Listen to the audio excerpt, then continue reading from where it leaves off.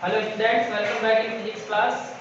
आज की हम इस क्लास में स्टडी कर रहे थे। प्रीवियस वीडियो में हम स्टडी किए थे रेखीय आवर्धन क्षमता लेंस की, जो m बराबर h डैश अपॉन h बराबर v अपॉन u निकाली थी, जिससे हम पता लगा सकते थे कि कोई लेंस जो है उसके द्वारा बनने वाला प्रतिबिंब आभासी, वास्तविक, छोटा, बड़ा और कहाँ पर बन रहा है। ठीक है, लेंस की आवर्धन क्षमता का यूज करते हैं और साथ में हम यूज कर लेते हैं जो लेंस का सूत्र होता है, लेंस सूत्र, उसका।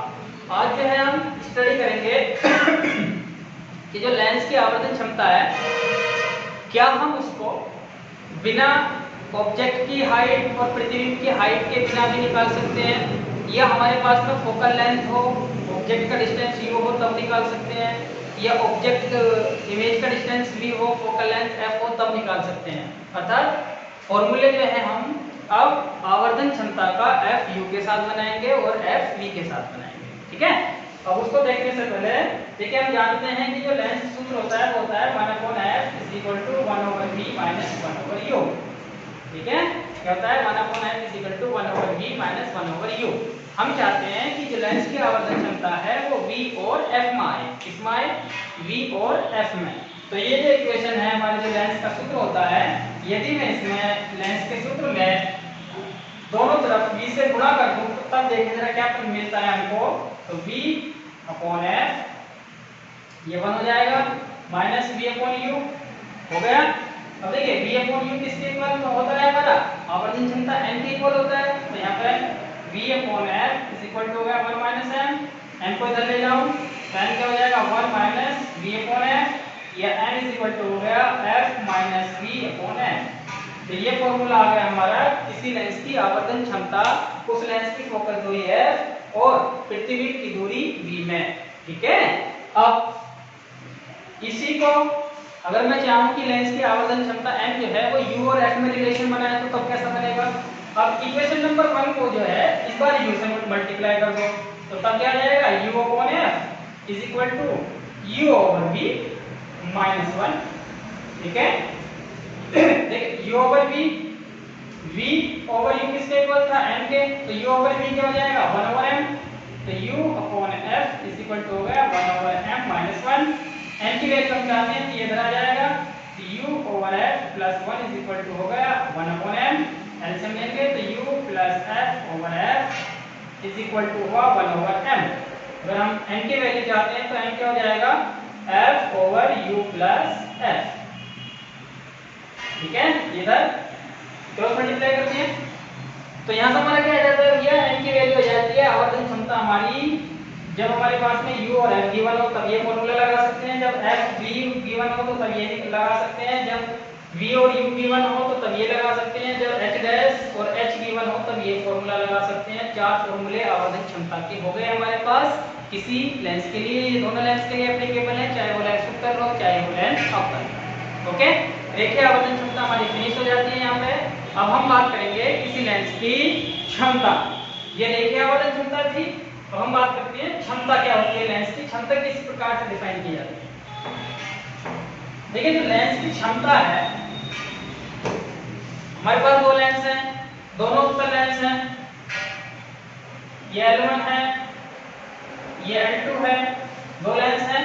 अब देखिए इनकी क्षमता कैसे डिफाइन करेंगे। किसी लेंस की उत्तल लेंस है तो उसकी कन्वर्जिंग कैपेसिटी जितनी ज्यादा होती है वो उस लेंस की क्षमता के द्वारा दिखाई जाती है। ठीक है, कि इसकी कैपेसिटी कितनी है कन्वर्ज करने की, अभिसारित करने की या डायवर्ज करने की। अगर उत्तल लेंस की बात करें तो कन्वर्जिंग और डायवर्जिंग अर्थात अभिसारित और अपसारित करने की जो क्षमता होती है किसी लेंस की, उसको बोला जाता है लेंस की क्षमता या पावर ऑफ लेंस। ओके, इसको P से डिनोट किया जाता है, P for power, power of lens. दूसरी टर्म में जो किसी लेंस की क्षमता होती है वो उसकी फोकल लेंथ की इनवर्स वैल्यू के इक्वल होती है। अर्थात किसी लेंस की फोकल लेंथ या फोकल दूरी के व्युत्क्रम को उस लेंस की क्षमता कहते हैं। फोकल दूरी के व्युत्क्रम को उस लेंस की क्षमता कहते हैं, याद रहेगा। ओके, अब लेंस की जो क्षमता होती है उसका यूनिट मात्रक होती है डायोप्टर। क्या होती है? डायोप्टर। लेकिन वो यूनिट तभी एप्लीकेबल है जब आपने लेंस की जो फोकस दूरी है उसको मीटर में मेजर किया हो। क्या में? मीटर में। ये ध्यान रखना है, बहुत इंपॉर्टेंट है ये पॉइंट कि किसी लेंस की जो क्षमता है उसका मात्रक यूनिट यूनिट या मात्रक जो है वो डायोप्टर है, लेकिन लेंस की जो फोकल लेंथ है, जो फोकल दूरी है, वो मीटर में मेजर की गई हो। क्योंकि ज्यादातर जो हमको लेंस की फोकल लेंथ दी जाती है वो सेंटीमीटर में दी जाती है, तो डायोप्टर होने के लिए उसको काय में कन्वर्ट करना पड़ेगा, मीटर। ठीक है, तो अगर हम फॉर्मूला लिखना चाहें तो डेफिनेशन आपको पता चल गई है कि कन्वर्जिंग और डाइवर्जिंग कैपेसिटी किसी लेंस की क्या कहलाती है, क्षमता कहलाती है, इसको P से डिनोट करते हैं। और दूसरा डेफिनेशन क्या है कि किसी लेंस की फोकस दूरी के व्युत्क्रम को उस लेंस की क्षमता कहते हैं। अर्थात किसी लेंस की फोकस दूरी अगर f है तो P हो जाएगा हमारा 1/f। ओके, f को आपने मीटर में मेजर करना है तो इसकी यूनिट हम लिखेंगे डायोप्टर। क्या लिखेंगे? डायोप्टर या डी। ओके, अब देखिए एक लेंस मेकर फॉर्मूले से जो है ये भी तो निकाले थे 1/f n - 1 1/r1 - 1/r2 focal length. तो 1/f किसके इक्वल होगा? p के। तो p को जो है हम यहां से इस तरह से भी डिफाइन कर सकते हैं, ये भी p का ही फॉर्मूला है। अगर किसी लेंस की वक्रता त्रिज्या दी गई है r1 r2 और अपवर्तनांक दिया गया है तो हम उस लेंस की क्षमता कैलकुलेट कर सकते हैं इस फॉर्मूले से। बेसिकली कौन सा फॉर्मूला होता है? जैसे p 1/f, क्योंकि 1/f p के इक्वल होता है तो हमने यहाँ पे 1/f की जगह क्या रख दिया, p। ये भी क्या का फॉर्मूला आ गया हमारा पावर का। ये डायोप्टर होगी, जबकि आपको इनको किस में रखना है? आपको मीटर में रखना है।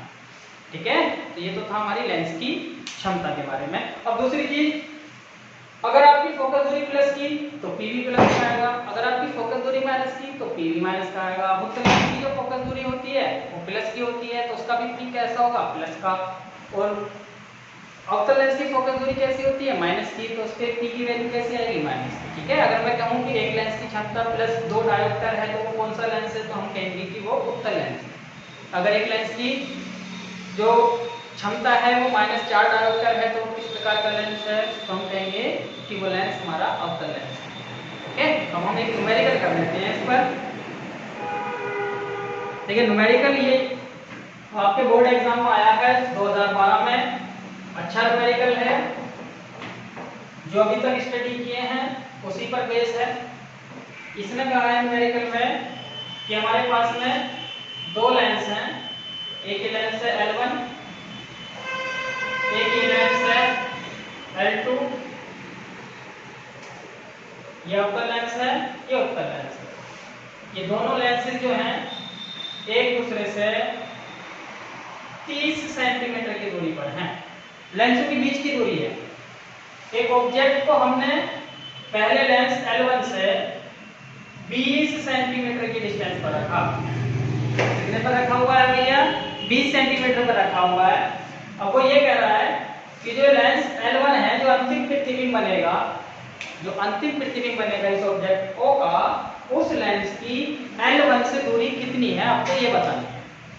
क्वेश्चन एक बार फिर कि यहाँ पर एक सिस्टम दिया गया है, एक निकाय दिया गया है जिसमें दो लेंस लगाए हैं, एक लेंस उत्तल है, एक लेंस अवतल है। दोनों लेंसों की जो फोकस दूरियां हैं f1 बराबर f2 बराबर वो 10 सेंटीमीटर है। दोनों लेंसों की दूरियां हैं वो 10 सेंटीमीटर उसने दी हैं। वो दोनों एक दूसरे से 30 सेंटीमीटर की दूरी पर रखे गए हैं। पहले लेंस जो L1 है उससे 20 सेंटीमीटर की दूरी पर एक ऑब्जेक्ट को रखा। अब ये कहता है कि दोनों लेंसों से अपवर्तन के बाद में जो फाइनल जो अंतिम प्रतिबिंब हमें दिखाई देगा वो इस L1 से कितनी दूर है ये बताएं। L1 से कितनी दूर है ये बताएं।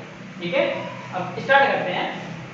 इसे भूल जाएं, इसे भूल जाएं। पहले लेंस के लिए बात करें अगर हम, देखिए L1 के लिए उत्तल लेंस है तो फोकल दूरी प्लस की होती है, 10 सेंटीमीटर हो गई। Given for